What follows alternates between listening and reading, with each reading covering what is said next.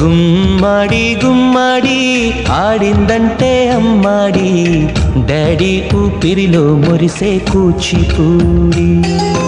చిందాడి చిందాడి తుళ్ళిందంటే చిన్నారి, మమ్మీ చూపుల్లో చూడు ఎంత వేడి. వద్దంటే వినదే పగలంతా ఆడి పాడి, ముద్దైన తినదే పరిగెత్తే పైడి లేడి. చిలకల్లే చెవిలో ఎన్నో సులాడి, పడుకోదే 12 ఏం చేయాలి.